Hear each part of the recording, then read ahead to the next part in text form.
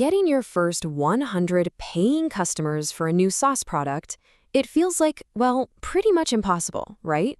But what if there was a playbook, a step-by-step journey that pulls together the absolute best advice from founders who have actually been there and done it? So let's dive into this playbook, from that very first spark of an idea all the way to building a true growth engine. Okay, first things first, let's just reset our expectations a little bit.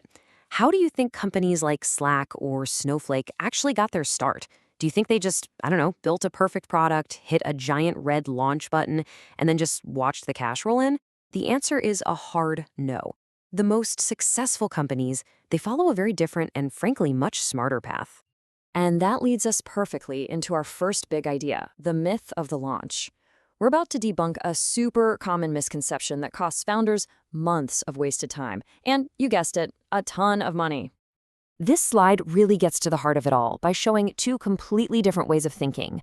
On the left, you've got the classic Big Bang launch. It's totally linear. You get an idea, you code for 6 months, and then you launch to, well, usually to the sound of crickets. This is exactly where you get stuck in that just one more feature trap. But now look at the right, the multi-threaded launch. Here, your idea, your code, and your go-to-market strategy, they're all happening at the same time, in parallel. It's this beautiful, constant feedback loop where you're building your product and your audience together. So if you're not supposed to just lock yourself in a room and code, what are you supposed to do? Let's talk about the most crucial phase, the one that happens long before you even think about writing your first line of code. This quote from startup founder Rob Walling just says it all, doesn't it? The work of getting customers begins the second you have the idea. It's all about validation, not just building something in a vacuum. And this is the process, right here. Step 1, define your thesis. Who are you serving and what's their burning, urgent problem? Step 2, craft a super simple, one-sentence value prop. Step 3, pitch it to at least 10 people you already know who fit that profile. And then, the final, most important step, the commitment test. You have to ask them, if I actually built this, would you pay me for it? That one question is the difference between your friends just being polite and the market giving you a real, tangible signal. Okay, so you validated the idea. Now what? Now it's time to get your first handful of users. And this is the part where you have to do things that absolutely do not scale at all. And this is such a key insight from Alex Becker. Your initial goal isn't revenue. It's not about the money yet. It's about proof. Can you actually truly deliver a result for someone? Because a business built on results, well, that's a business that can actually last. So here's the strategy. First, you build what he calls a ghetto-rigged MVP, the ugliest, simplest thing you can possibly imagine that just gets the core job done. Second, you find 10 people and offer to solve their problem for free, no charge. Third, you manually get them that result. You're their tech support, their onboarding specialist, you do whatever it takes. And finally, once they're happy, once they've seen the value, you trade that result for social proof, a powerful testimonial you can then use to get your next customers. Now, I can practically hear you thinking it right now. This all sounds great, but I don't have a network. I have literally zero audience. And you know what? That's probably the #1 fear for new founders. But it is not a deal breaker. Let me tell you about a guy named Diego. He built a SaaS product, and in just 4 months, he hit $17,000 in monthly recurring revenue. Pretty impressive, right? But here's the absolute kicker. He did all of that while spending exactly $0 on marketing, and he started with basically no social media following. He's living proof that you do not need a pre-existing audience to win. So how in the world did he do it? He used what he calls the Reddit marketing playbook.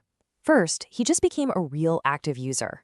Then, he used Reddit's own tools to find communities where his customers were hanging out. The key, though, was that he crafted posts that gave real value first, way before he ever even mentioned his product. He posted in volume, he did it consistently, and he generated over 1 million views for his product without spending a single dime. This, right here, is what scratching and clawing for your first customers actually looks like. So that manual, roll-up-your-sleeves, non-scalable hustle, it's essential. It's how you get your first believers. But you can't do it forever, right? So how do you turn that initial spark into a real, raging fire? You need a system. It's time to find your flywheel. A marketing flywheel is really just a set of systems that build on each other. So unlike a one-off launch event that fizzles out, a flywheel actually gains momentum over time. It creates predictable, sustainable growth. This is the engine that's going to take you from 30 customers to 100 and then way beyond. So what does a modern SaaS flywheel even look like? Well, this slide breaks down 4 really powerful channels. You've got SEO and AEO. That's for capturing people who are already looking for a solution like yours. You've got YouTube and podcasting, which are just incredible for building trust over the long haul. Then there's partnering with niche influencers for that instant credibility and unbeatable social proof. And finally, building a founder brand where you become a voice in your industry, which is how you stand out in a super crowded market.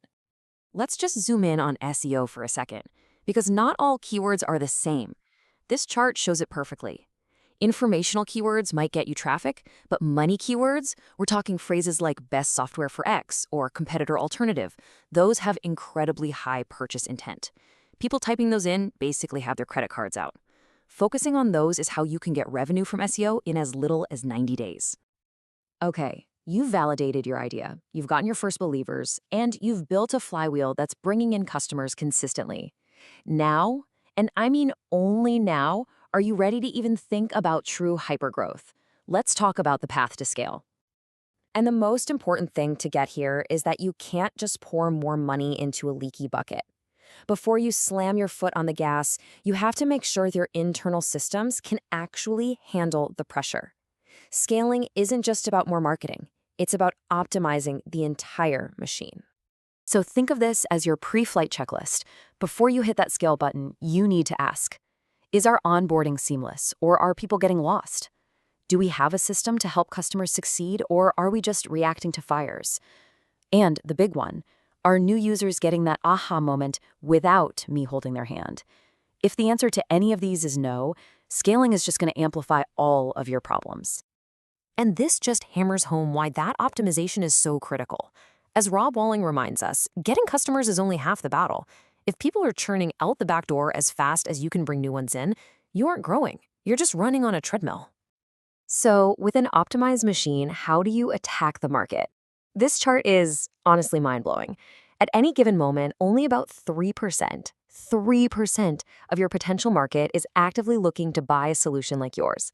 The other 97% are either unaware they even have a problem, or they're just not looking for a solution right now. And that leads to this incredibly powerful two-pronged strategy. On one hand, you capture the existing demand by targeting that tiny 3% with high-intent SEO and ads. At the exact same time, you create future demand by educating the other 97% with amazing content, building your brand, and teaching them why they need you in the first place. That is how you dominate a market.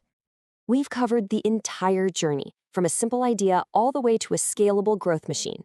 You have the playbook. So the only question that really matters now is, what's the first, small, non-scalable step you are going to take today to find your first believer?